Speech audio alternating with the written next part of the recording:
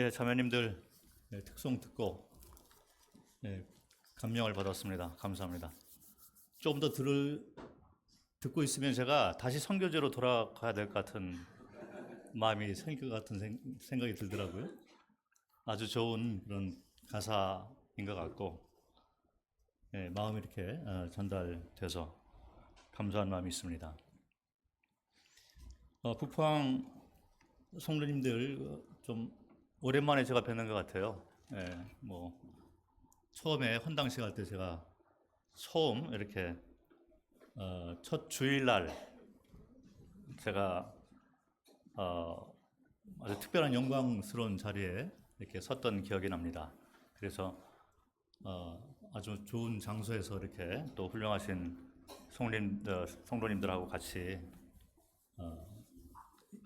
처음 시간을 제가 헌당식 때 함께 했던 기억이 나고 그 후에도 뭐 여러모로 이렇게 주님을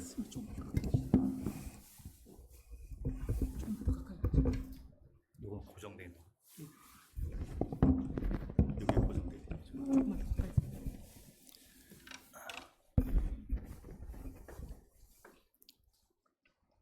있는 어떤 뭐 좋은 소식을 제가 좀 많이 들었는데 또 최근에 또 여러 가지로 또 일들을 또 당하셔가지고 뭐 좀 어려움이 있다라는 또 그런 소문도 듣고 뭐 그거하고 관련돼서 저를 또 이렇게 불러주시지 않았나 생각을 합니다. 이번 집회 동안에 이제 성화의 원리에 대해서 좀 말씀을 드리려고 하는데 사실 뭐 이 주제가 뭐 쉬운 주제는 아닌 것 같습니다. 그래서 뭐 성화를 얘기를 하는 그런 교회들 가운데 어려움을 제법 당하고 있는 그런 교회들이 있는 것 같아요. 많은 혼란을 일으키기도 하고 또 오해를 불러 일으키기도 하고 조금 더 나아가면 이제 잘못된 가르침까지 이렇게 가는 경우도 있고 그래서 더 나아가면 이제 뭐 이단 사상들이 또 이렇게 들어오기도 하고 또 이단으로 가는 것도 있고 그래서 저도 뭐 개인적으로 그런 경우들을 제법 많이 보고 생활을 하고 있는 것 같습니다. 그리고 주변에 안타깝게 이렇게 잘못된 길로 가고 있는 분들 제법 많이 본 것 같아요. 또 교회적으로 혼란에 빠져가지고 회복하기 뭐 힘든 상황까지 가는 그런 교회도 봤고 이거는 뭐 한국의 상황만은 아닌 것 같습니다. 제가 선교지에 있을 때도 이 성화 문제를 가지고 많이 고민도 했었고 저 나름대로 그리고 주변에 또 이 문제 가지고 많이 고민하고 있는 그런 분도 많이 봤고 했습니다. 전 세계적으로 비슷한 상황이다라고 저는 개인적으로 생각을 합니다. 그리고 우리 모임뿐만 아니고 일반 교회에서는 더 어려운 상황 가운데 있지 않나 이렇게 생각을 합니다. 그런데 사실은 뭐 이거는 반드시 알고 가야 될 그런 주제라고 저는 개인적으로 생각을 하고 그냥 우리가 뭐 주님을 이제 믿었으니 열심히 섬기자, 잘 섬기자, 그리고 상급이 있으니 상급을 바라보고 열심히 주님 말씀대로 잘 순종하면 돼. 뭐 이런 정도로 끝나는 문제는 아닌 것 같아요. 뭐 그런 마음은 당연히 있는 거고 성경에서 말하는 성화의 원리가 있는 것을 제가 처음 들어가는 이 시간부터 좀 말씀을 드리고자 합니다. 성경에서는 복음에 대해서도 명확하게 설명을 하고 있고 이어서 이제 그 성화의 원리에 대해서 체계적이고 논리성을 가지고 명확하게 말을 하고 있는 것을 우리가 좀 알 필요가 있다고 생각을 합니다. 신약을 보면 특별히 이제 로마서와 갈라디아서 뭐 이런 데에 조금 구체적으로 나와 있는 것을 볼 수가 있고 그 외에 서신 가운데 이렇게 살펴보면 이런 원리들이 다 녹아나고 있는 것을 볼 수가 있습니다. 그리고 구약을 보면 이스라엘의 출애굽부터 시작해서 가나안 땅까지 가는 이 여정 가운데에서도 성화의 원리가 예표로서 이렇게 나와 있는 것을 우리가 볼 수 있는 거예요. 그래서 뭐 단지 크리스찬의 삶은 당연히 말씀을 순종하는 삶을 살아야 된다, 열심히 하면 된다, 뭐 이런 정도로서 끝나는 것이 아니라 조금 교리적으로, 조금 체계적으로 논리성을 가지고 좀 우리가 성경 말씀을 갖출 필요가 있다라고 생각을 합니다. 그래서 이번 첫 번째 시간에는 이 성화의 원리에 대한 개요에 좀 이렇게 개요를 좀 말씀을 드리고, 이제 그 둘째 시간부터 좀 구체적으로 말씀을 좀 풀어가면서 설명을 좀 드리려고 합니다. 그래서 두 번째 시간에는 로마서와 갈라디아서를 통해서 나와 있는 성화의 원리에 대해서 내일 오전 말씀을 하고, 마지막 시간에는 이제 성화의 원리가 이 구약의 예표로 나와 있는 이 구약 성경을 통해서 성화의 원리를 좀 살펴보려고 합니다. 그리고 그 후에 시간이 좀 이렇게 활용을 해서 질문하고 답변하는 시간을 갖도록 하겠습니다. 성화의 원리를 설명을 할 때 먼저 성화가 무엇인가, 왜 자꾸 성화라고 얘기를 하는가, 이 말씀이 과연 성경에 나와 있는가부터 한번 살펴보도록 하겠습니다. 성화는 거룩함하고 연관이 되어 있는 단어가 됩니다. 그래서 데살로니가 전서 4장을 보도록 하겠습니다. 데살로니가 전서 4장 3절 말씀을 읽도록 하겠습니다. 하나님의 뜻은 이것이니 너희의 거룩함이라. 자, 하나님의 뜻은 너희의 거룩함이다. 그래서 이 거룩함하고 관련 있는 단어가 이제 이 성화의 단어가 됩니다. 그래서 성화라는 것은 뭐 그 거룩하게 되었다라는 이런 의미가 있어서, 뭐 영어로 구체적으로 말씀을 드리면 홀리네스라고 얘기를 하기도 하고 sanctification 이렇게 이런 단어를 사용을 하기도 합니다. 그래서 이 단어는 성경에 참 많이 나오고 있는 그런 단어예요. 거룩함에 연관되어 있는 단어는 어떤 경우는 이제 명사로도 쓰이고 어떤 경우는 형용사로 이렇게 쓰이기도 하지만 1000번 이상이 나오는 단어가 됩니다.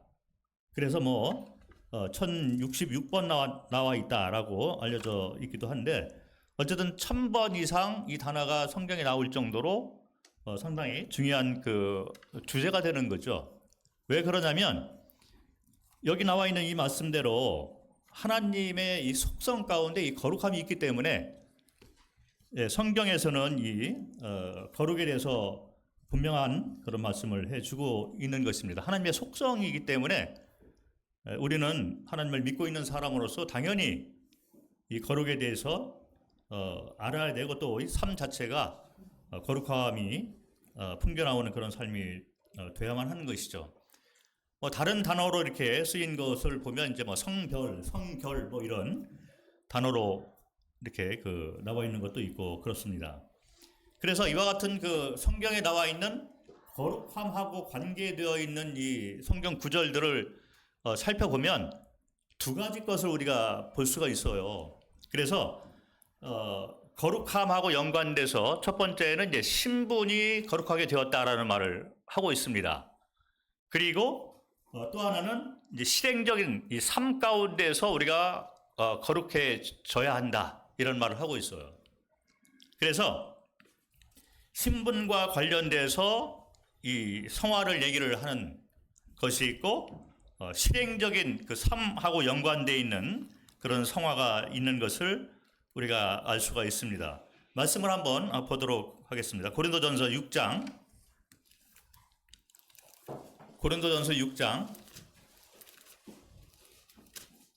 11절 말씀.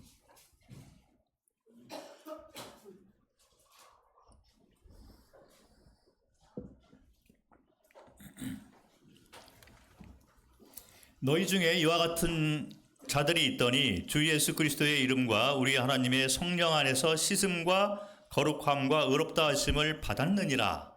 자, 그래서 우리가 예수 그리스도의 이름과 성령 안에서 신분이 거룩하게 되었다라고 말을 하고 있어서 신분의 거룩을 이야기를 하고 있습니다. 그래서 구원받은 사람들을 이제 성도라 하는 것이죠. 고린도전서 1장 2절에 보면 거룩함을 입은 성도. 그래서 성도들의 신분은 거룩함을 입은 자가 되는 것입니다. 그래서 이거는 구원받을 때 우리가 신분적으로 이제 깨끗하게 되었고 거룩하게 되었고 의롭게 되온 자가 된 것입니다. 이것은 같은 성화를 얘기를 하고 있지만 신분의 성화를 얘기를 하고 있어서 칭의의 구원하고 연관이 되는 것입니다. 자, 그런데 로마서 6장을 보도록 하겠습니다. 로마서 6장 19절 말씀.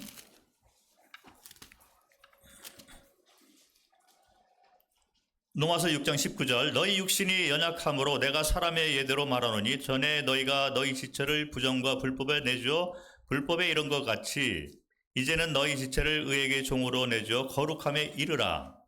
자, 이르라, 거룩함에 이르라. 신분적으로 우리가 거룩한 자가 되었지만 살면서 실행적으로 또 거룩함에 이르는 것을 성경은 말을 해주고 있는 것입니다. 고린도 후서 7장 1절. 고린도 후서 7장 1절. 그런즉 사랑하는 자들아 이 약속을 가진 우리는 하나님을 두려워하는 가운데서 거룩함을 온전히 이루어 육과 영의 온갖 더러운 것에서 자신을 깨끗하게 하자. 자, 그래서 거룩함을 온전히 이루어야 된다. 그래서 거룩하게 된 자들임에도 불구하고 신분적으로 거룩해졌다고 해서 끝나는 것이 아니라 삶 가운데서 실행적으로 또 거룩함을 이루라는 말씀을 하고 있는 거예요. 그래서 이렇게 신분적으로 성화를 얘기하는 것도 있지만 실행적인 삶 가운데서 성화라는 이런 것을 우리에게 말씀을 하고 있는 것입니다. 그래서 성화를 이뤄나가는 삶을 살아라 이렇게 우리가 말씀을 받을 수가 있습니다. 그래서 이 말은 쉽게 우리가 생각을 하면 하나님의 형상을 담고 예수 그리스도의 형상을 닮아가는 것이 성화다라고 이해를 해도 될 것 같아요. 그리고 성도가 이제 성숙해 나가잖아요. 자, 그러면 이제 성화의 어떤 그 길을 걷고 있다. 그래서 성숙해졌다. 이렇게 이해를 해도 틀린 말은 아닌 것 같습니다. 왜냐하면 같은 의미로 이렇게 우리가 받고 있기 때문에 뭐 큰 무리가 없을 것 같아요. 뭐 이것은 뭐 우리가 좀 들었던 그 비유로 설명을 하면 그 가난한 거지의 신분이었고 이 종의 신분이었던 여인이 이제 왕을 만나서 왕의 마음에 들어서 이제 왕비가 되었습니다. 그래서 신분적으로는 이제 그 왕비가 되어 있는 그런 여인이 됐는데 옛 습관들이 남아 있잖아요. 그러다 보니 이제 거지 같은 그런 삶을 살던 옛날 습성들이 왕비가 되었다고 해서 금방 변하는 것이 아니고 시간이 이제 걸리게 되면서 왕비가 된 후에 이제 왕비의 행위에 대해서 왕비로서의 역할을 담당하는 그런 삶에 대해서 배워야 될 필요가 있다는 거죠. 그래서 신분적으로 이제 왕비가 되었지만 거기서 끝나는 것이 아니라 왕비의 삶을 살만한 담당할 만한 그런 품위와 역할을 배워야 되는 것에 대해서 우리가 알고 있듯이 성경에서 말하는 성화의 원리가 이제 그런 원리라고 생각을 하시면 됩니다.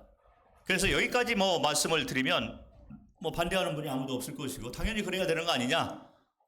당연히 그래야만 되는 것이죠.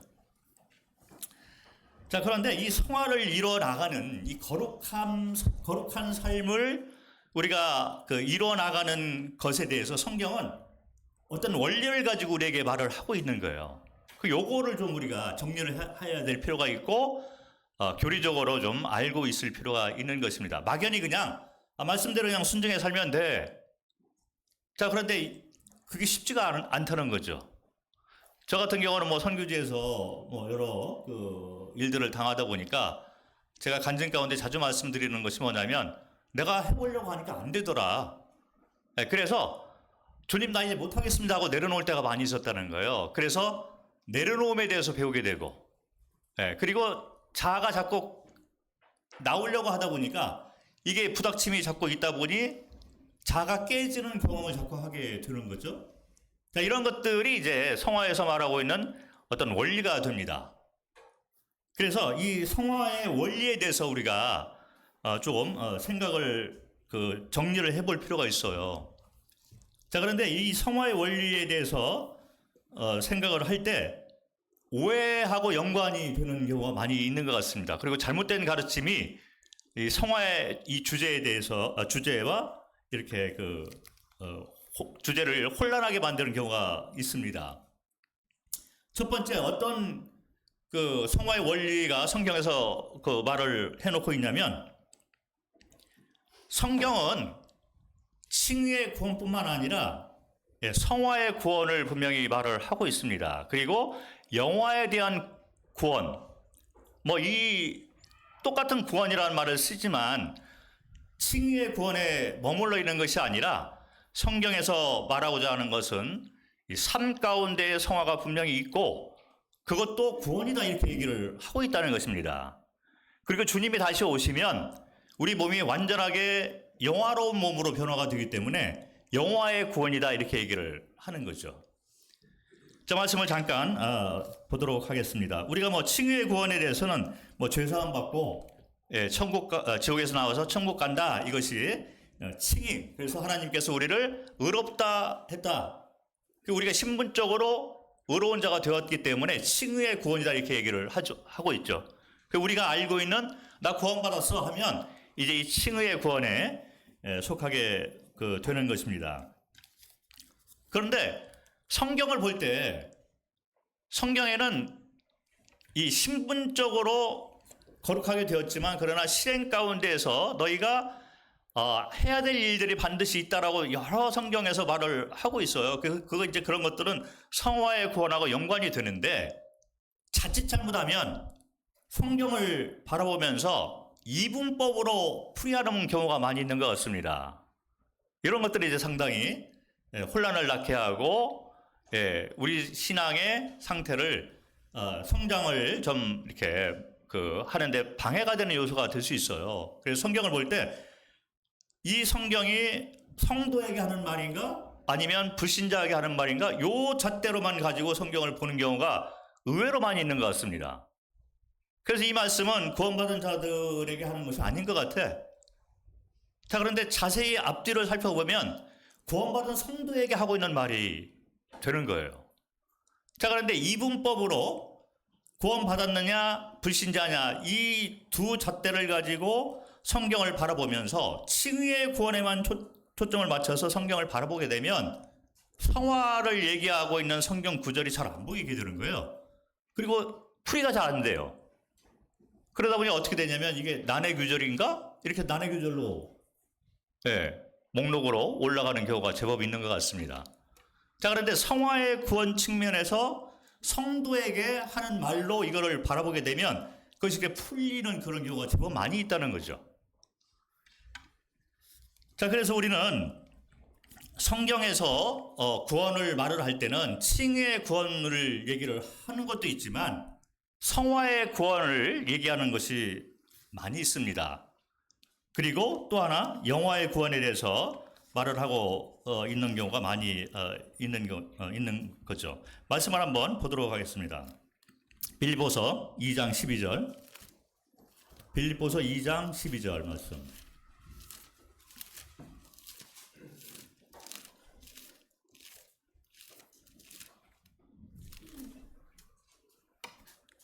빌립보서 2장 12절 읽겠습니다. 그러므로 나의 사랑하는 자들아 너희가 나 있을 때뿐 아니라 더욱 지금 나 없을 때에도 항상 복종하여 두렵고 떨림으로 너희 구원을 이루라.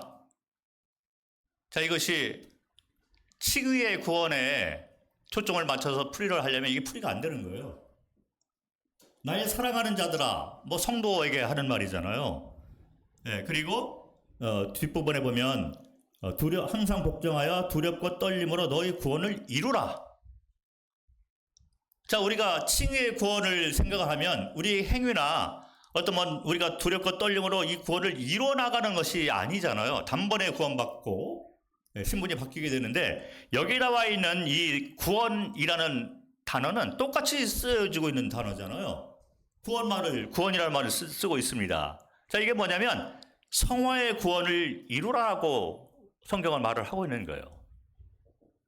성경을 볼 때 칭의의 구원에만 우리가 초점을 맞춰서 뭐든지 이분법으로 접근을 하면 문제가 생긴다는 것을 제가 먼저 말씀을 드리고 싶습니다. 자, 또 한 가지 구원이 있는데 로마서 13장 11절을 보도록 하겠습니다. 로마서 13장 11절.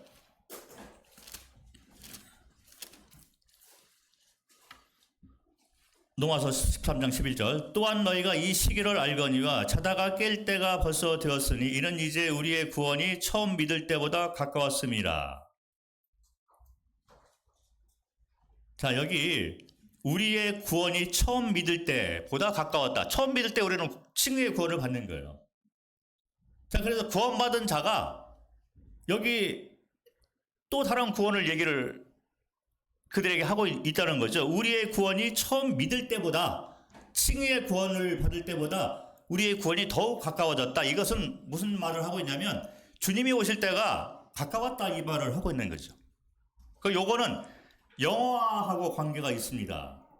우리가 주님이 이렇게 오시게 되면 우리 몸이 영화로운 몸으로 변화가 되어서 영화롭게 구원이 완성이 되는 거예요.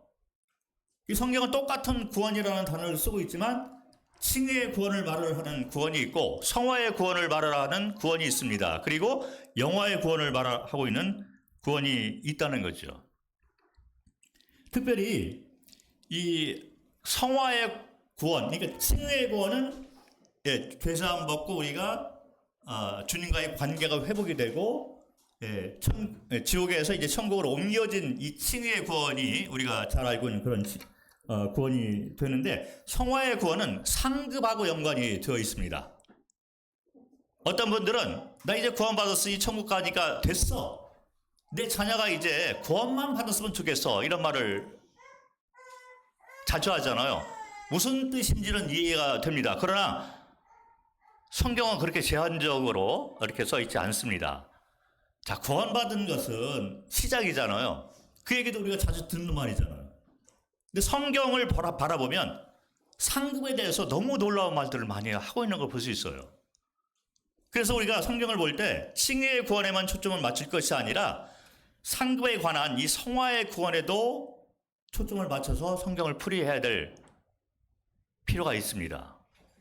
자, 그래서 이런 마음을 갖지 아니하면 이 성화의 이 원리에 대해서는 우리가 관심을 덜 갖게 되고 깨닫지도 못하게 되고 그렇게 되는 거예요. 막연히 내가 구원받았으니 주님을 열심히 섬기면 돼, 이런 정도로 끝날 수가 있다는 거죠. 그런데 성화의 구원에 대해서 구원받을 때부터 설명을 해놨어요. 너희가 이제 구원받았으면 어떤 원리를 붙잡고 어떤 방향으로 어떤 표대를 향해서 가라, 이거를 성경은 말을 해놓고 있다는 거죠. 자, 그래서 이것을 우리가 그 원리대로 잘 섬겨 나갔을 때, 원리에 따라서 순종해서 잘 섬겨 나갔을 때 우리는 큰 상급을 받게 된다는 것입니다. 그 상급을 크게 받으려면 어떻게 해야지 상급을 내가 더 크게 받을까? 성경을 바라봐야 되는 거예요. 성경에서 그 상급을 크게 받는 것에 대해서 많은 말을 해주고 있는 것입니다. 그래서 교회도 상급에 대해서 초점을 맞춰서 잘 설명을 해주고 가르칠 필요가 있는 것입니다. 말씀을 한번 보도록 하겠습니다.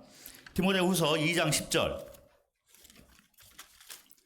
디모데후서 2장 10절.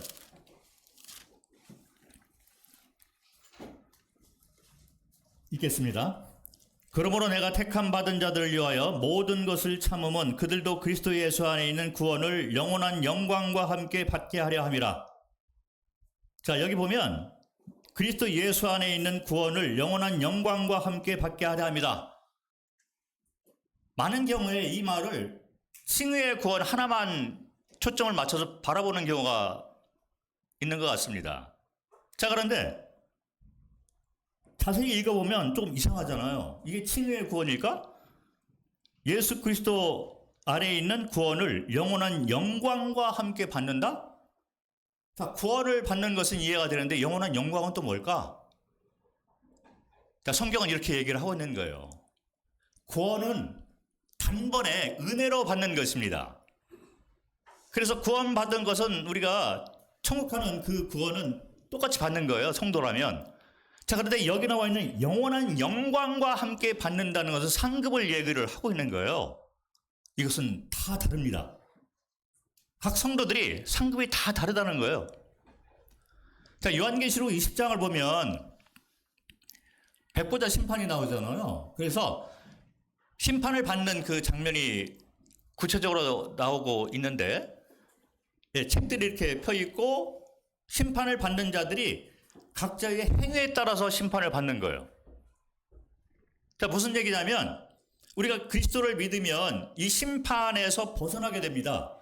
그래서 심판을 받는 사람에서 벗어나가지고 심판을 안 받으니 뭐 지옥에 안 간다는 얘기잖아요. 그래서 천국에 가게 되는데, 이제 생명책의 이름이 기록되지 못해서 심판을 받는 자들 이야기를 하고 있는 거예요.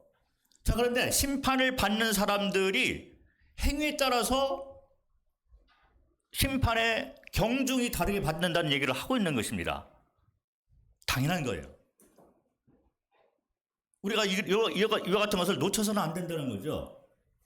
어떤 분들은 이거 처음 듣는 얘기인데 이렇게 생각할 수가 있어요. 그러나 제가 성경 얘기를 하고 있는 것입니다. 행위에 따라 심판을 받는다는 거죠. 지옥 가는 것은 반역죄를 짓고 거기에서 회개가 안 된 사람들이 다 지옥에 가게 됩니다. 자, 그런데 지옥을 갔을 때 각자의 행위가 쫙 기록이 돼 있어서 다 나열이 된다는 거예요. 그러면서 어떤 사람은 더 나쁜 사람이 있잖아요. 당연히 지옥 가지만 지옥에도 형벌의 경중이 다르다. 이것을 성경에서 말을 하고 있고, 공평하신 하나님은 그렇게 하시는 것입니다. 당연한 거죠. 자, 그러면 반대로 천국 가는 사람들은 어떨까요? 똑같습니다. 성경은 그걸 얘기하고 있는 거예요. 너희가 이제 지옥에서 벗어나서 천국에 다 같이 간다. 자, 그런데 구원은 받았지만 구원과 함께 영원한 영광을 받는 것은 그 영광의 각자가 다 다르다는 얘기를 하고 있는 거예요. 상급은 다 다른 것입니다. 며칠 전에 제 큰딸이 미국에 살고 있는데 전화가 왔어요. 이런저런 얘기하다가 뭐 아빠가 이것저것 일도 많이 하고 은퇴를 했는데 또 한국에서 뭐 이것도 하고 저것도 하니까 아빠는 천국에서 상급이 많겠어. 그 내가 농담으로 내가 천국 가면 너한테 상급을 안 나눠줄 거야. 그러니까 아빠 너무한 거 아니야? 뭐 이렇게 얘기를 하더라고요. 자, 그런데 나눠주려고 해도 나눠줄 수가 없는 거예요.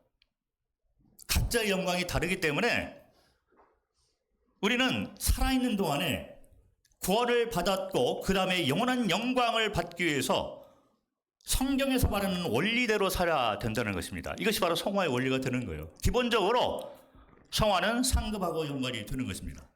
그래서 불 가운데 구원받은 자들이 있잖아요. 이런 분들은 영원한 영광이 없는 거예요.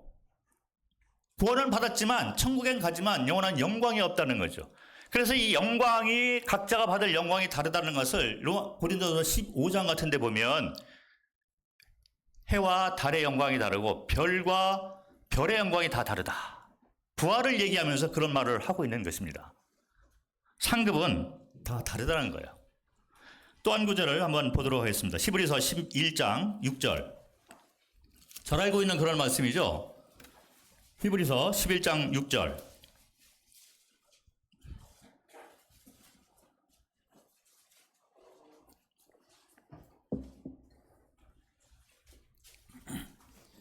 믿음이 없이는 하나님을 기쁘시게 하지 못하나니 하나님께 나아가는 자는 반드시 그가 계신 것과 또한 그가 자기를 찾는 자들에게 상 주시는 이심을 믿어야 할지니라. 자, 히브리서 11장은 믿음의 선진들에 대해서 소개를 하면서 믿음장으로 우리가 알고 있습니다.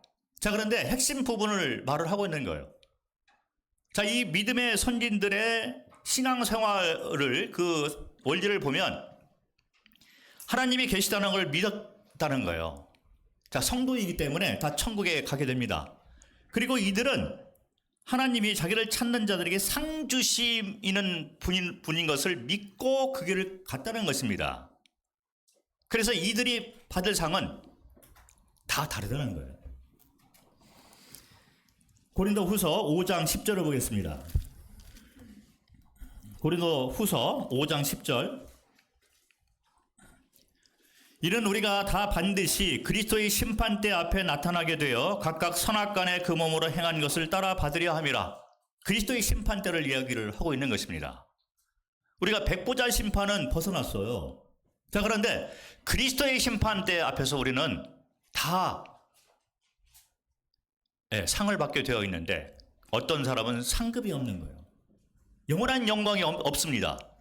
상급이 하나도 없는 그런 자가 있다는 것이 얘기를 하고 있는 거죠.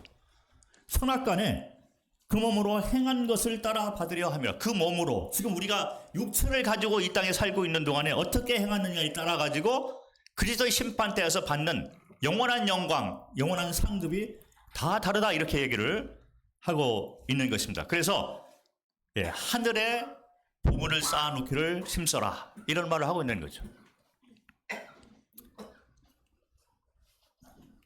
그래서 이 구약을 보면 또 이스라엘 백성들에게 이제 땅을 나눠주고 뭐 유업을 자꾸 나눠주고 이렇게 합니다. 자, 그런 것이 구약에 나와 있는 예표를 얘기를 하고 있는 거예요. 그래서 우리가 천국에 가서도 각자가 받을 기업이 다 다르다는 얘기를 하고 있는 거예요. 그래서 우리가 구원받은 것에서 끝나는 것이 아니라 상급에 대해서 우리가 이 성경을 통해서 알아야 되는 그런 그 성경 말씀들이 있다는 것입니다. 그것이 바로 성화의 구원을 얘기를 하고 있는 거예요.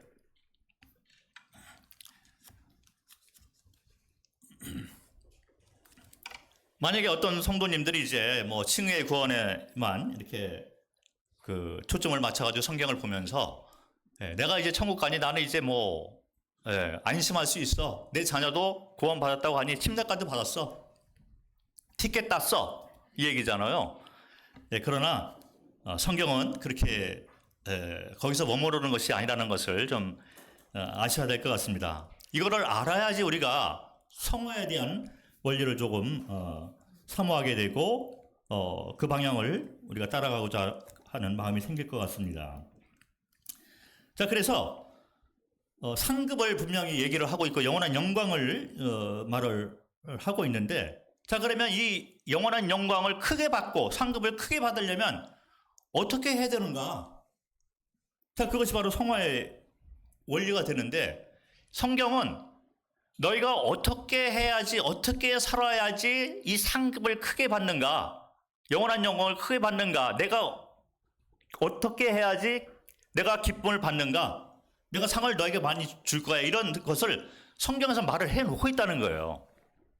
단지 뭐 말씀대로 순종하고 뭐 하나님을 사모하고 뭐 성경을 많이 읽고 뭐 이런 것이 겉으로 보일 때는 그렇게 보일 수가 있어요.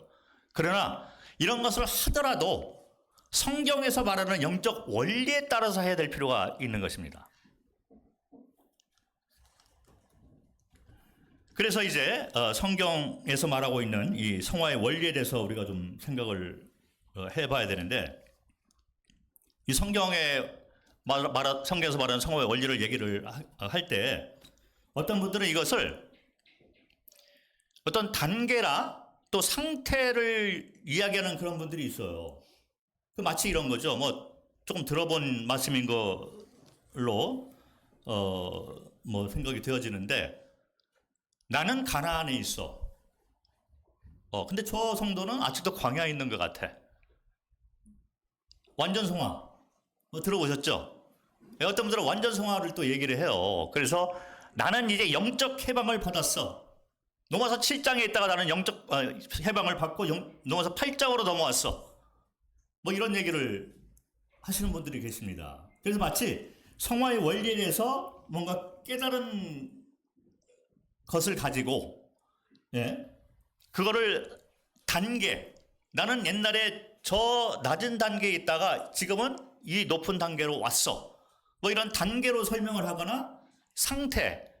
그래서 옛날에는 내가 나도 저렇게 살았지. 그런데 내가 깨닫고 난 다음에 지금 나는 저런 상태가 아니야. 나는 또 하나의 상태로 올라왔어. 뭐 이런 말을 하시는 분들이 제법 있는 것 같습니다. 그래서 로마서 7장에 있으면 안 되고 8장으로 와야 돼. 뭐 이런 말도 하고, 예, 그 다음에 광야에 있으면 안 돼. 가나안으로 빨리 넘어와야 돼. 얘기를 해보니 형제는 아직도 광야에 있는 것 같아. 그러니까 자기는 이제 가나안에 와 있기 때문에 광야에 있는 사람들이 안타깝다는 거죠. 예, 8장에 와 있기 때문에 7장에 있는 분들이 안타깝기 때문에 자꾸 이제 얘기를 해야 된다 이렇게 하는데 말을 하면 할수록 어지러운 경우가 제법 있습니다. 여기 얘기하는 게 아니고요. 예, 제가 서울에서 왔잖아요. 서울에서 생활을 할 때 얘기입니다. 예, 여기는 얘기하고 싶지 않아. 서울에 있는 교회에 제가 있는데 제가 태국에 있었잖아요. 그래서 잠깐 이제 한국에 돌아왔는데 어떤 형제님이 급하게 오더니 이런저런 얘기를 물어보는 거예요. 그러면서 얘기해 보더니 형님은 가나안에 계시네요? 저한테 그러더라고요. 저는 뭐 기분이 좋죠. 예, 나는 광야에 있다고 하면 이제 저도 이제 화가 날 텐데. 근데 이 형제님이 다른 분에게 광야에 있다라고 수없이 이미 얘기를 해놓은 거예요. 예, 그래서 아니 도대체 무슨 얘기를 하고 있느냐. 자, 이것을 뭐 가나안 뭐 광야 이 얘기는 구약에 나와 있는 출애굽부터 시작해서 가나안 땅까지 가나안 이스라엘의 여정을 얘기하고 있잖아요. 이거를 단계로 풀이를 하고 있는 거예요. 그러다 보니 나는 뭐 광야의 단계에 있어, 나는 가나안 단계에 있어, 이렇게 단계로 해서 거기서 이제 가나안 땅에 들어가서 다시는 광야로 안 돌아가 하면 이게 완전 성화가 되는 거예요. 네, 그런데 가나안 가서도 전쟁이 있고 뭐 성경에 전쟁이 있잖아요. 그래서 거기 실패도 있고 이렇게 하는 걸 보면서 그래도 나는 가나안에 있으면서 이런 것들을 해. 그래서 완전 성화는 나는 안 믿어. 그러나 가나안에 있는 걸 믿어. 자, 이것은 단계적 성화를 얘기를 하고 있는 것입니다. 사실은 같은 성격인 거예요. 자, 그런데 성경은 뭘 얘기를 하고 있냐면 이거를 단계나 상태를 가지고 얘기를 하는 것이 아니라 원리를 얘기를 하고 있는 것입니다. 그리고 방향을 얘기를 하고 있는 거예요. 그리고 표대, 우리가 나아가야 될 방향을 얘기하고 있고 표대가 이렇게 있다. 그래서 우리는 이쪽 방향으로 가는 것이 맞아. 이렇게 원리와 방향과 표대로 이걸 해석을 하면 아무 문제가 없어요. 자, 그런데 이걸 단계로 설명을 하기 시작을 하면 완전 성화가 되고 단계별 성화가 되는 거예요. 그래서 마치 진급을 얘기하는 것처럼 보이고, 예. 그리고 이제 승진하는 것처럼 이렇게 얘기를 하는 거죠. 요한일서 보면 자녀들아 아이들아 하고 그 다음으로 가면 청년들아 나오고 그 다음에 어른이 나오고 이렇게 합니다. 그래서 이것도 하나의 단계로 이렇게 하면서 설명을 이렇게 들어보면 마치 이분이 자기는 어른으로 돼 있거나 아니면 청년으로 돼 있고 밑을 바라보면서 자녀나 아이들에게 훈계하는 식의 어떤 가르침을 하는 그런 경우가 있어요. 자, 그런데 성경에서 어른을 얘기를 하잖아요. 마치 성숙한 모습. 거기에 대해서는 우리가 부인을 할 수 없습니다. 자, 그럼에도 불구하고 이거를 단계로 누가 얘기할 수 있냐는 거죠. 자, 우리 가운데 나는 어른이야 이렇게 얘기할 수 있는 사람이 있을까요? 예, 저도 제법 할 말은 있을 것 같아요. 그렇게 따지면. 자, 그런데 누가 감히 그렇게 얘기를 할 수 있겠냐 이거죠. 단지 우리는 이 원리를 붙잡고 앞을 향해서 사도 바울이 얘기한 것처럼 표대를 향해서 가는 것뿐이에요. 이게 바로 성화의 원리 가운데 우리가 오해해서는 안 되는 원리가 됩니다. 어른이라고 해서 이분이 그러면 아이보다 모든 것이 다 나을까요? 어떤 부분은 아이들이 더 나을 경우도 있을 것 같습니다. 그렇잖아요? 네, 어른이 되니까 이제 물 들어가지고 그런 경우도 있고, 이 사람은 한 사람이지만 여러 요소로 이렇게 포장되어서 살아가고 있어요. 그래서 어떤 경우는 내가 마치 가나안 땅에 들어와 있는 것처럼 이 분야에서 내가 넘어지지 않고 흔들림이 별로 없고 강한 부분이 있을 수도 있어요. 예를 들어서 뭐 어떤 분이 재정적으로 큰 고난을 당했습니다. 그러다 보니까 이 돈이 내 것이 아니구나라는 것을 체험적으로 이제 배우게 되는 거예요. 그러다 보니까 재정에 대해서 돈 문제에 대해서 이분이 내려놓을 줄을 알게 됐어요. 그러다 보니까 성경을 딱 보니까 로마서 7장에 있다가 내가 갈등을 가지고 있었는데 8장으로 왔네? 뭐 이렇게 말을 할 수가 있게 보이는 거예요. 그러다 보니 나는 이제 8장에 와 있어 이렇게 얘기를 할 수 있어도 그 얘기를 하고 차를 몰고 가다가 새치기를 하고 있는 차를 바라보면서 성질 조절이 안 돼서 길거리에서 싸우는 분들이 제법 있어요.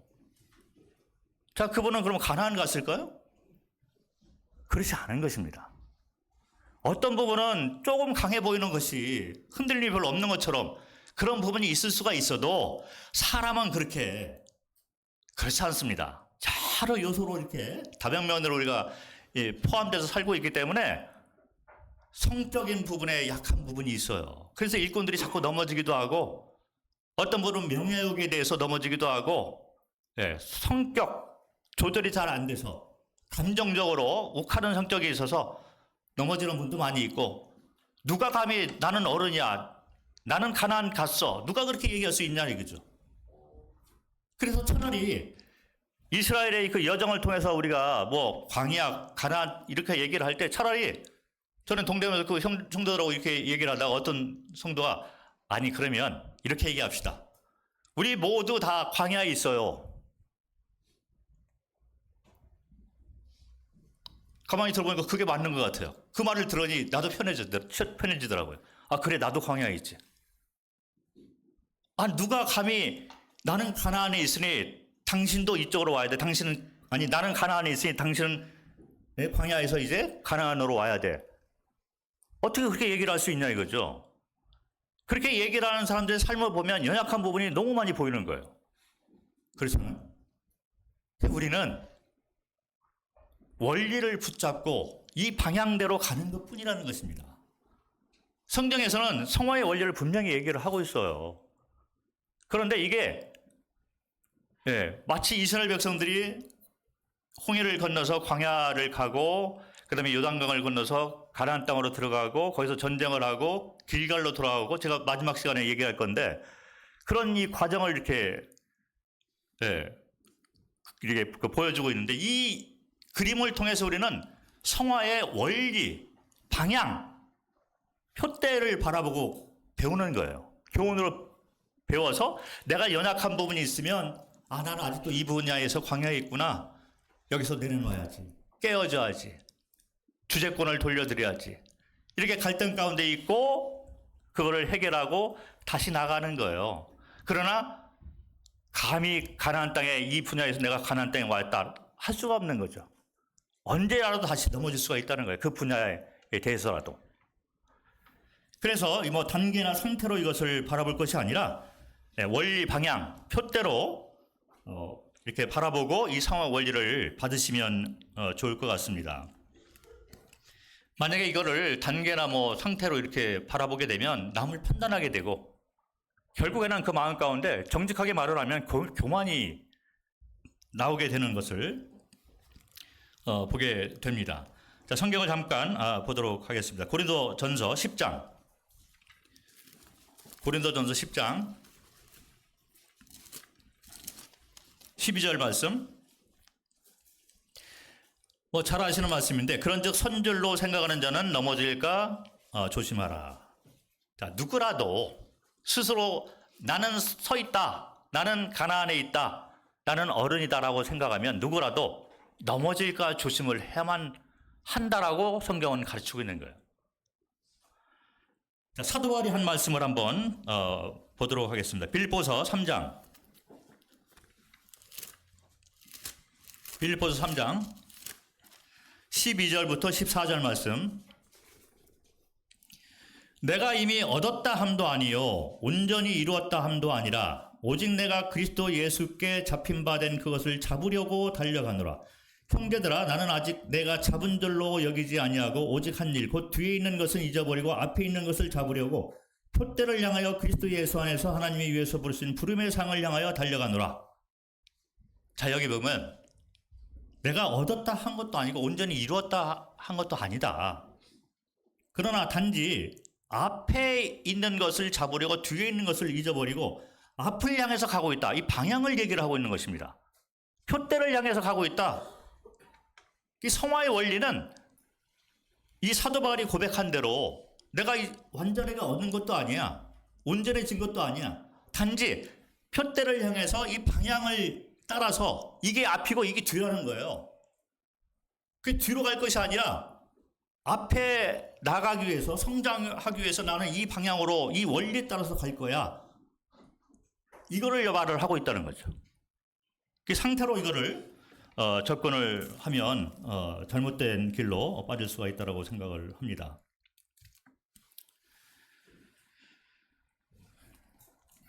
자, 그리고 또 하나의 그 성화의 원리에 대해서 그 오해를 하는 부분에 대해서 또 하나의 것을 설명을 드리도록 하겠습니다.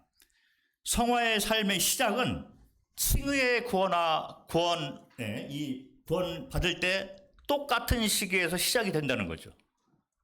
자, 저도 뭐 조금 먼저 되신 형제님들한테 뭐 자주 들었던 말 중에 하나인데, 성화 문제가 나오면 어떤 말씀을 하냐면 일단 구원받게 하고 구원을 받아야지 그 다음에 성화를 배우지.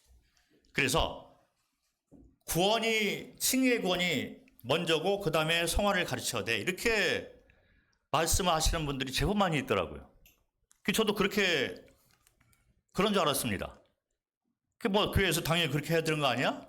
일단 구원을 받아야지 뭔가 뭐 성령도 있고 그러니까 깨닫게 되지. 그 다음에 성화에 대해서 가르치면 되겠지. 자, 그런데 복음을 제가 살펴보니까 복음에 성화의 원리가 들어있는 거예요. 그래서 복음부터 시작이 되는 것입니다. 자, 이것이 왜 중요한가를 제가 말씀을 드리려고 하는데, 왜 중요하냐? 왜 이 시점이 중요하냐? 자, 이것이 시점이 다르다라고 생각을 하면 어떤 말을 하게 되냐면, 실제로 그렇게 말하는 그런 잘못된 가르침이 많이 있어요. 이단들도 있고. 자, 이것이 구원받은 거하고 그 다음에 구원받은 후에 성화를 배우면 돼. 이렇게 얘기를 하면 어떤 결과가 나오냐면 우리가 받은 이 구원이 완전하지 않은 구원이 되는 거예요. 그리고 마치 구원의 이 칭의의 구원은 따로 있고 그 다음에 이제 성화의 구원은 따로 이렇게 더 받아야 되기 때문에, 더 공부를 해야 되기 때문에 이 성화의 구원을 높은 단계의 구원으로 올려놓는 가르침이 있습니다. 이렇게 되는 거예요. 그리고 시점이 달라지는 거예요. 그래서 이 시점이 달라지는 것을 가지고 교단을 세우기 시작한 것이 이제 오순절 계통이 되는 것입니다.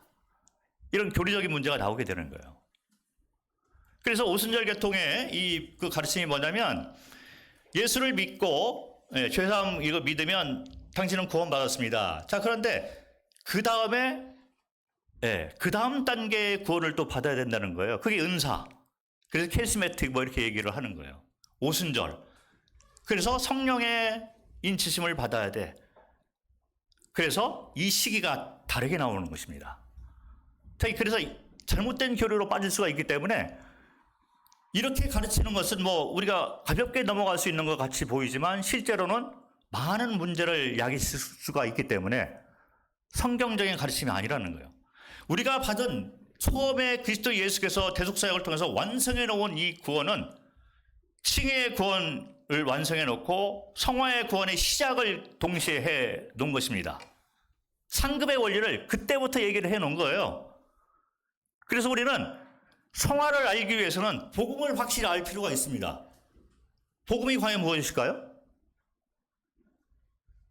우리가 알고 있는 복음은 뭐냐면 선물에 초점이 맞춰져 있는 경우가 많이 있어요. 그래서 나는 구원받았어. 나는 죄사함 받았어. 그래서 지옥에서 천국으로 가게 되었습니다.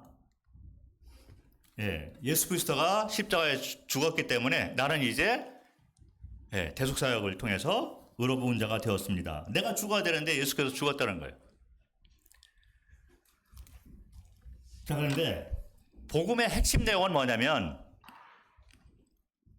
주인이 바뀌는 거예요.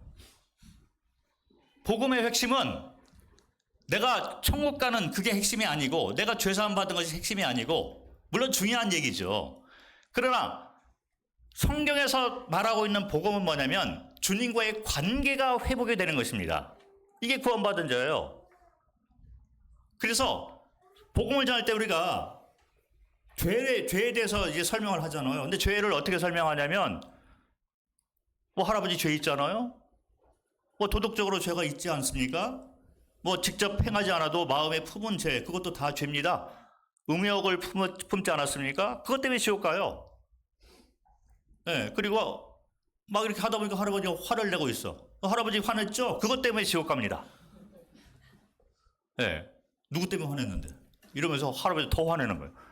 근데 이렇게 해서 죄의 문제를 그렇게 접근을 하는 것은 물론 그것이 죄의 열매는 돼요. 그러나 죄의 뿌리는 아닌 것입니다. 우리가 지옥 가는 이유는 뭐냐면 반역죄 때문에 지옥 가는 겁니다.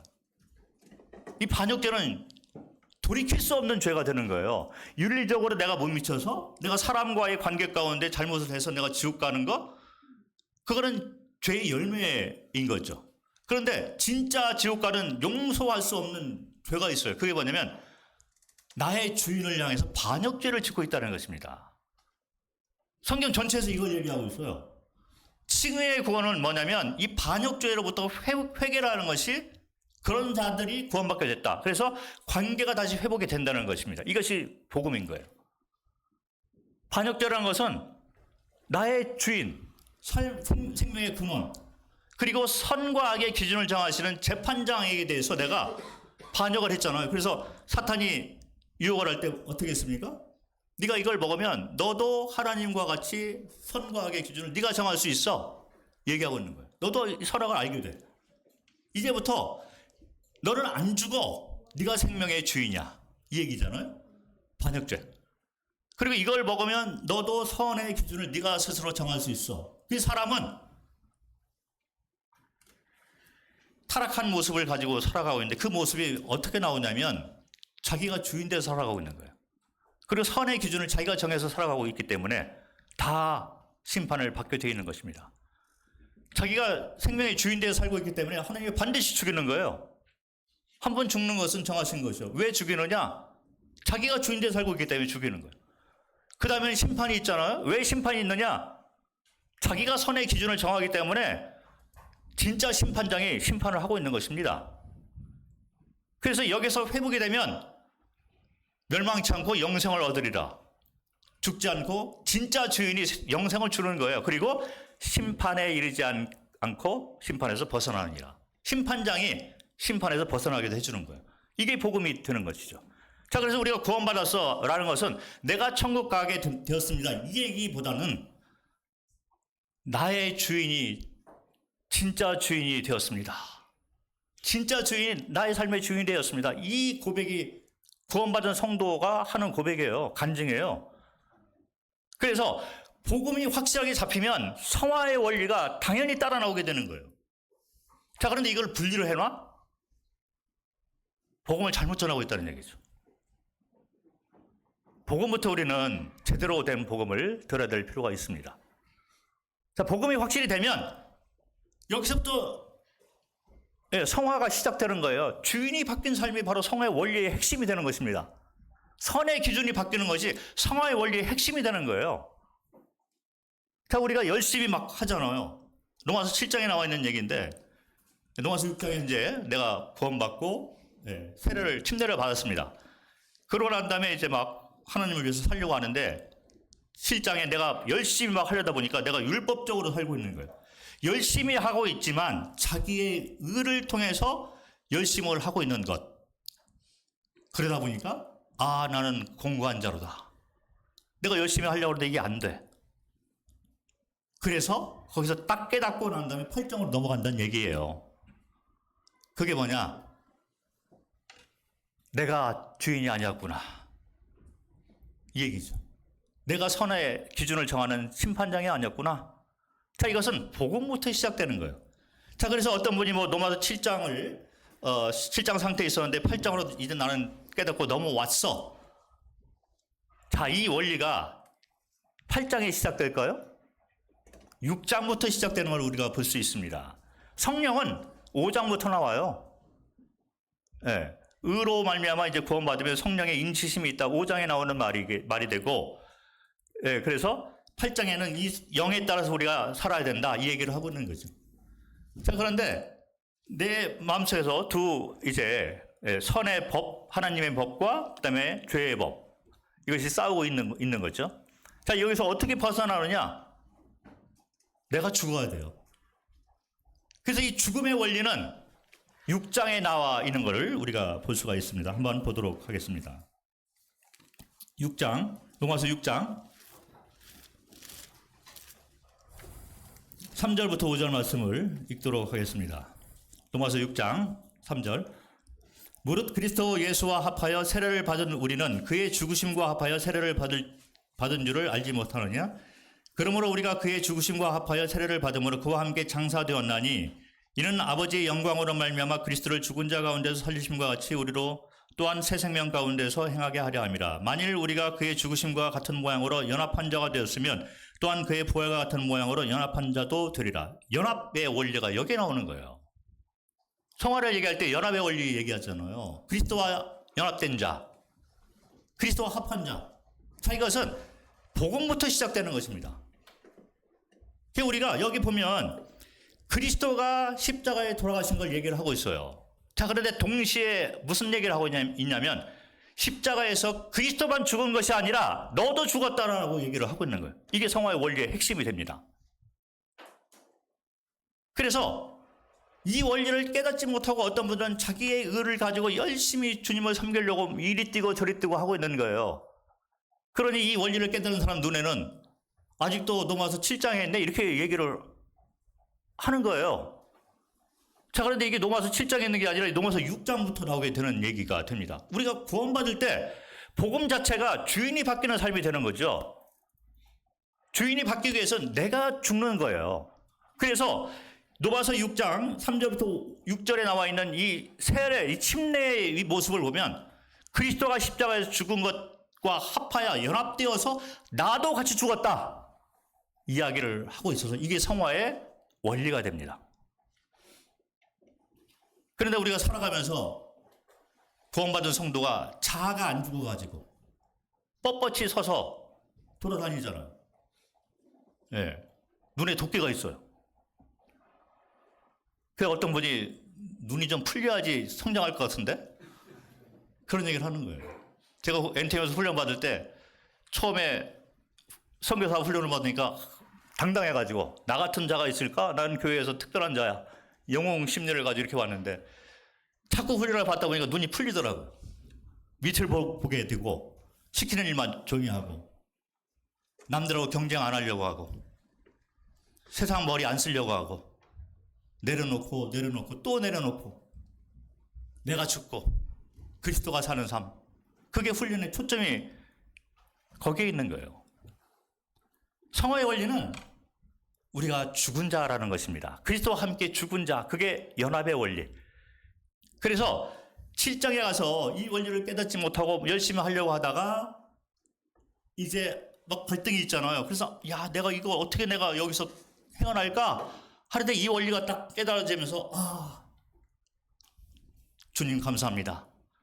그래서 육을 따르지 않고 영을 따르는 자가 된다는 얘기는 뭐냐면 육이 죽고 영이 나를 인도하는 삶을 내가 살고자 하는 그런 사람이 되었을 때 해방의 원리가 거기에 나와 있게 되는 것입니다.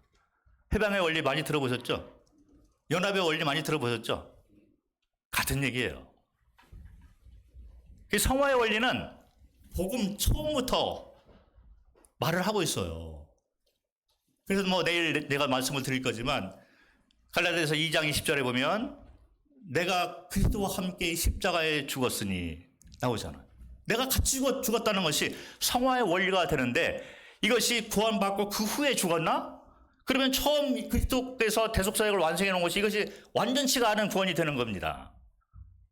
이 구원이 완전한 구원이기 때문에 성화의 시작은 구원 받을 때 같이 시작되는 거예요. 주인이 바뀌고 나는 죽고 그리스도와 사는 삶이 되는 것이 성화의 원리가 되는 것입니다. 복음을 잘 가르쳐야 되는 거죠. 우리가 왜 이 성화에 대해서 자꾸 혼란스럽게 이렇게 혼돈 가운데 빠지게 되냐면 복음부터 문제가 있는 거예요. 복음의 초점이 선물, 천국 가는 거에 초점이 맞춰져 있으니 일단 천국 가게 해놓고 그 다음에 성화를 가르쳐 이렇게 나오는 거죠.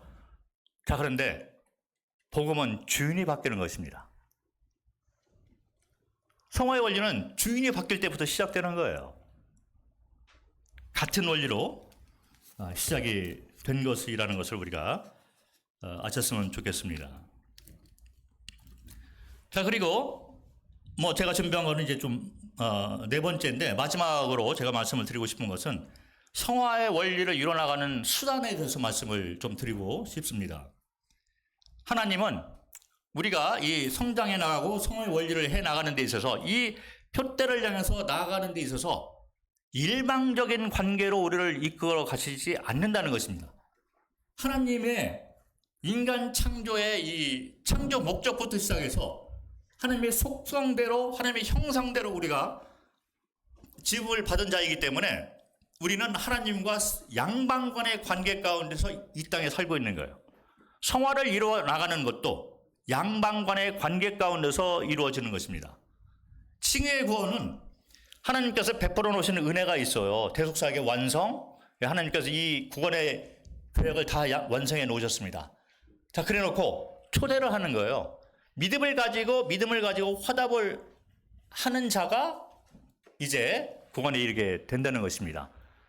자, 일방적으로 당신은 지옥 가도록 예정돼 있어.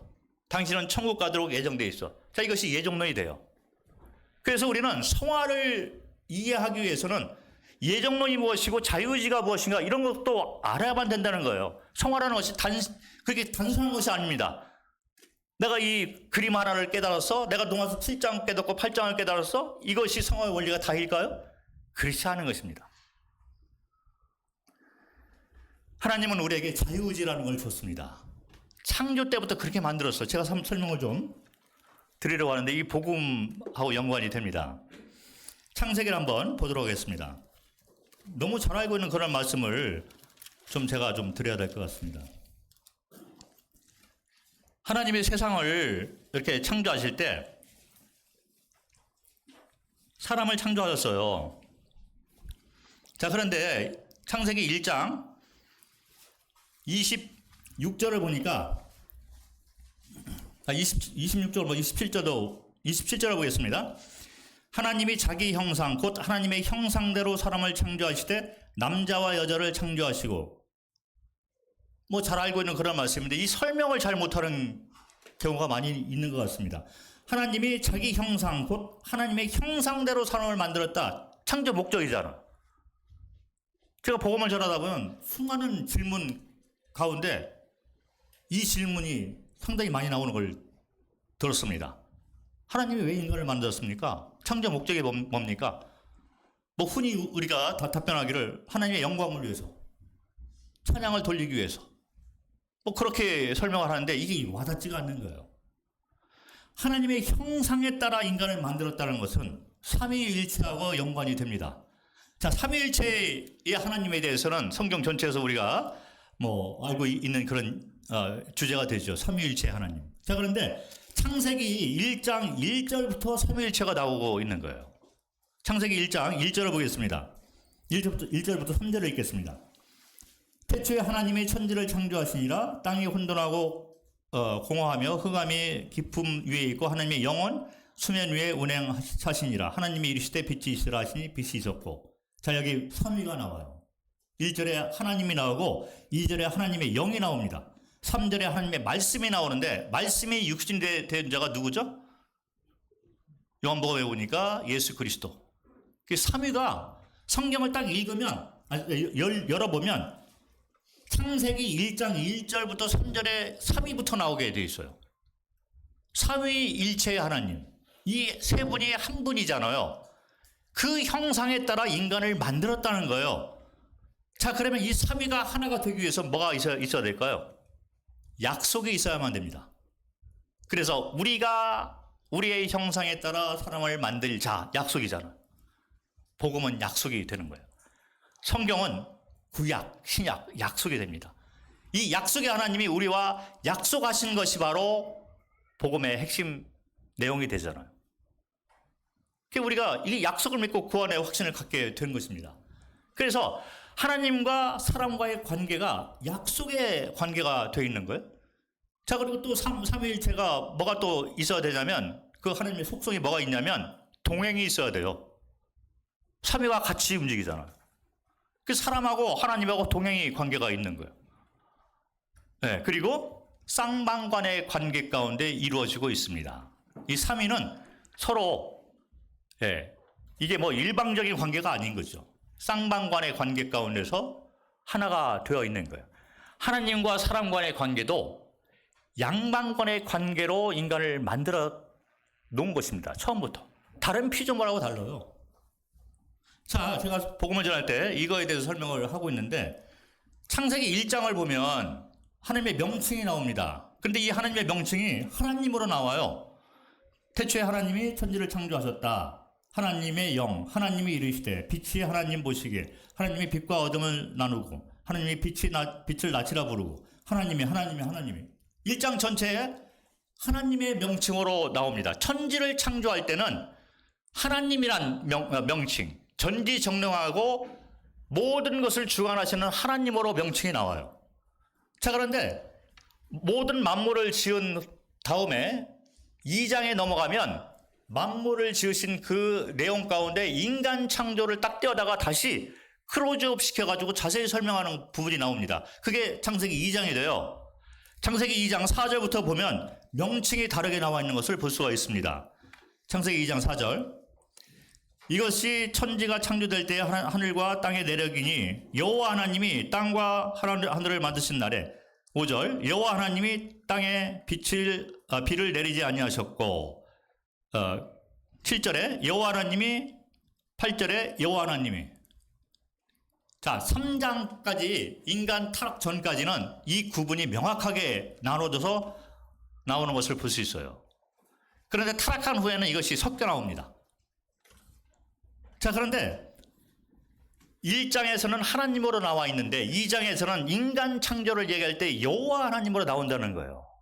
자, 이 여호와 하나님은 일방적인 관계 가운데서 주권자로서 나타나고 있는 하나님의 명칭하고 다르게 나오는 거예요.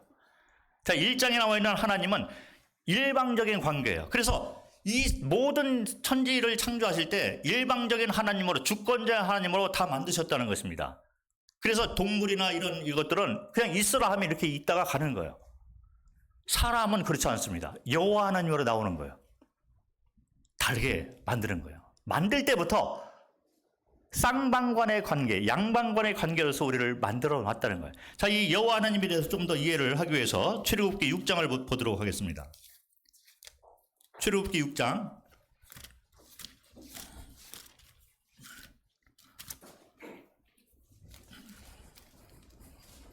2절과 3절 그리고 8절을 읽겠습니다. 하나님이 모세에게 말씀하여 이르시되 나는 여호와니라. 내가 아브라함과 이삭과 야곱에게 전능의 하나님으로 나타났으나 나의 이름을 여호와로는 그들에게 알리지 아니하였고, 8절에 내가 아브라함과 이삭과 야곱에게 주기로 맹세한 땅으로 너희를 인도하고 그 땅을 너희에게 주어 기업을 삼게 하리라. 나는 여호와라 하셨다 하라. 자, 3절에 보니까 아브라함과 이삭과 야곱에게 전능의 하나님으로 나타났으나 나의 이름을 여호와로는 그들에게 알리지 아니하였다라고 말을 하고 있는 거예요. 자, 무슨 얘기냐면 하나님이 아브라함과 이삭과 야곱에게 내가 너희에게, 너희 자손에게 가나안 땅을 주겠다라고 약속을 했습니다. 자, 그런데 그 약속이 아직 성취가 안 됐던 거예요. 그래서 그 전에는 너희가 나를 하나님으로만 알고 있었으나, 일방적인 하나님, 그러나 이제 이 약속이 성취된 것을 보고 내가 너희와 동행하고 함께하는 약속을 성취시키는 여호와 하나님으로 너희가 이제 나를 바라보게 된다. 나는 여호와다. 이렇게 얘기를 하고 있는 거예요. 사람은 아주 특별한 관계 가운데서 지어지게 된 것입니다. 모든 사람들은 아주 특별한 존재예요. 그래서 만들어 놓고 하나님이 이제 동물들을 하나하나 끌어와가지고 아담에게 이름을 줘봐라 하잖아요. 자유의지를 준 거예요. 이름을 줬을 때 하나님이 그를 받았습니다. 그래서 그 이름대로 그냥 동물들의 이름이 그냥 된 거예요. 그래서 다른 피조물들은 이런 관계가 아닌 것입니다. 일방적인 관계. 그래서 이슬람이나 뭐 이런 그 사람이 만드는 종교는 일방적인 관계의 하나님을 얘기를 해요. 전능하신 하나님, 우리는 복종해야만 하는 하나님. 자, 그런데 성경에서 말하는 하나님은 여호와 하나님으로 나타나는 것을 볼 수 있어요. 함께하는 하나님, 양방관의 하나님, 약속을 하고 성취하는 하나님, 이런 하나님이라는 거예요. 성화의 원리는 양방관의 관계 가운데서 이루어지는 것입니다. 하나님이 일방적으로 깨닫지 못했는데 깨닫게 해가지고 천국을 일방적으로 보내? 예정론은 아주 나는 뭐 성경에서 말하는 예정론 측면으로 바라보는 것이 있어요. 그러나 누가 지옥 가고 누가 천국 가는 것까지 예정론이라고 얘기하는 것에 대해서는 나는 아주 잘못된 가르침이라고 생각을 합니다. 하나님의 속성을 우리가 알게 되면 그렇게 할 수가 없는 거예요. 그렇게 했을 것 같으면 심판이 있으면 안 되는 거예요. 그렇지 않습니까? 그 심판이 있으면 안 되죠. 일방적으로 천국 보내는데, 그리고 일방적으로 지옥 보내는데 왜 심판을 또 해? 안 되는 거예요.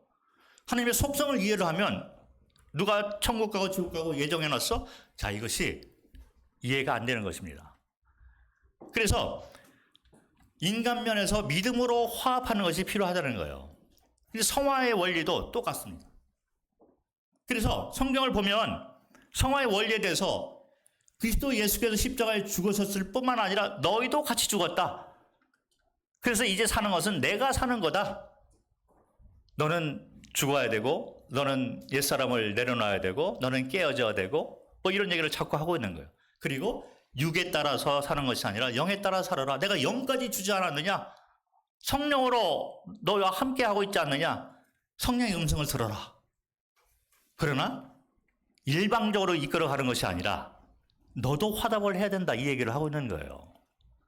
자, 그래서 뭐 성화를 잘못 이해하는 분들은 뭐 자꾸 우리가 뭘 해야 된다고 그거는 성화가 아니야, 또 이렇게 얘기하는 분들이 있어요. 그런데 그 부분이 맞는 부분이 있는 것입니다. 사람 편에서 뭔가 해야 될 것을 성경은 말을 하고 있어요. 그래서 로마서 6장에 보면 너희가 이것을 알라라고 하잖아요. 알라. 그 다음에 여겨라. 그 다음에 드려라. 또 나오고 있는 거예요. 뭐 제가 내일 좀 설명을 드릴 예정인데, 알고 여기고 드리는 것은 인간 편에서 해야 되는 거예요. 뭘 알아야 됩니까? 그리스도가 십자가에 죽고 나도 같이 죽었다는 걸 알아라, 이 얘기예요. 그리고 다시 부활하지 않았느냐? 같이 부활하지 않았느냐? 이제 알고 여기고 네 삶을 드려라. 이거는 인간 편에서 해야 되는 일이 되는 것입니다. 그래서 성화의 원리를 생각할 때 양방관의 관계 가운데서 이루어나가는 것이다 라고 생각을 해야 되는데, 그렇기 때문에 아까 말씀드린 대로 자유의지가 무엇이고 예정론이 무엇이고 그 다음에 하나님 뜻을 잘 분별해야 되잖아요. 왜냐하면 우리가 하나님 뜻을 알아야지 거기에 대해서 우리가 반응을 해서 믿음으로 화답을 해서 갈 수 있기 때문에 하나님 뜻 분별하는 법도 알아야 돼요. 그리고 또 성경에 보니까 사도 바울은 성령의 인도하심 따라서만 가는 것이 아니라 성령의 인도하심과 나의 양심이 거기에 화합을 해서 갔다는 것입니다. 양심이 깨끗해야 돼요. 그 양심이 과연 뭔가?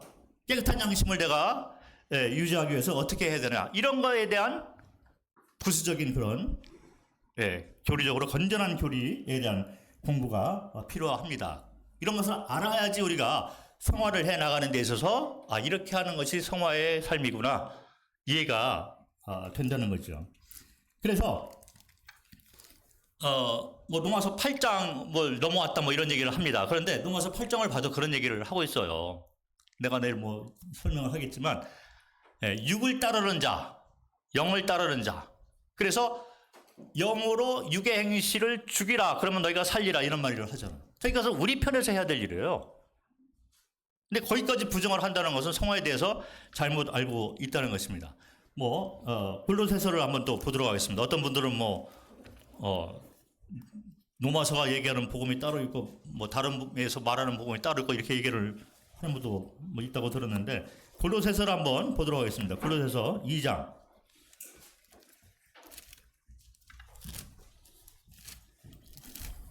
골로새서 2장 20절. 너희가 세상의 초동학문에서 그리스도와 함께 죽었거든. 자, 이게 죽었다라고 나오잖아요. 우리가 같이 죽은 거죠.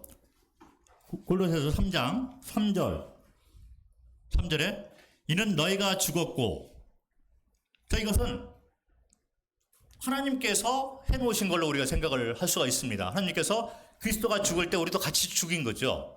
같이 죽었고, 그런데 골로새서 3장 5절을 보겠습니다. 그러므로 땅에 있는 지체를 죽이라 나옵니다. 자, 우리가 죽은 자인데 여기는 땅에 있는 지체를 죽이라 또 나오고 있는 거예요. 자, 이거는 우리 편에서도 해야 될 일이에요. 그리스도께서 십자가에서 대속사역을 완성해 놓고 우리도 같이 죽은 거죠. 그래서 하나님 편에서 이런 놀라운 일을 했습니다. 그리고 성령이 인치하셨고 성령이 내주하시고 말씀을 또 우리에게 주셨습니다. 이게 하나님 편에서 해놓으신 거죠.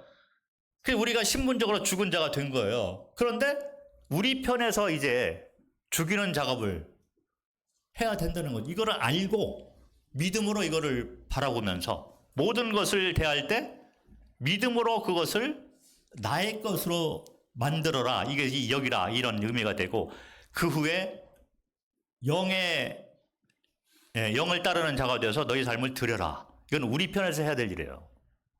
쌍방면의 관계 가운데서 일어나가는 것이 성화의 원리가 됩니다. 그래서 우리가 이제 그 해야 될 부분에 대해서 우리가 이런까지 이렇게 버려서는 간과해서는 안 되는 부분이 있다는 말씀을 드립니다. 그런데 이 순서가 있습니다. 그래서 우리가 먼저 알아야 되는 내가 죽은 그리스도께서 십자가에 죽었을 때 나도 같이 죽었다. 그래서 주인이 바뀌었다. 이거는 하나님께서 만들어 놓으신 거잖아요. 이게 먼저 있어야 돼요. 거기에 대한 감사함을 가지고 우리는 영을 따라서 움직이는 자가 되라. 그리고 너 자신은 죽여라. 너도 죽지 않았느냐. 근데 자꾸 이게 살아나잖아요. 살아가면서. 실행적인 성화의 원리는 자꾸 살아나는 내 자아를 죽이는 것입니다. 그리고 내려놓는 거예요. 이것이 자꾸 잘 되고 어느 정도 이제 이 평화로움을 유지하기 시작을 하면 그 부분에 대해서 우리는 성숙한 자의 모습으로 나타나게 된다는 것이 성화의 원리가 되는 것입니다. 자, 오늘은 시간이 되었기 때문에 성화의 원리에 대한 그 개요를 좀 설명을 드렸습니다. 그래서 성화 이 단어에 대해서 설명을 했고 성화 원리에 대해서 성경에서 말하는 네 가지 것 그리고 거기에 대한 오해, 잘못된 가르침에 대해서 설명을 드렸습니다. 내일은 로마서 갈라디아서에 나와 있는 성화의 원리를 말씀을 드리고 오후 시간에는 구약의 예표에 나와 있는 성화의 원리에 대해서 설명을 드리도록 하겠습니다. 네, 감사합니다.